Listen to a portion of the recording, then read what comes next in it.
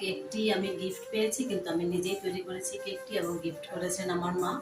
ভিডিওর মাধ্যমে বললাম, মা তোমাকে অসংখ্য ধন্যবাদ এরকম একটি নিরামিষ সুন্দর কেক আমাকে উপহার দেওয়ার জন্য। এবং সাথে আমি দেখেন দিয়ে দিয়েছি এটি মাখন, গোপালের জন্য মাখন আমি করেছিলাম।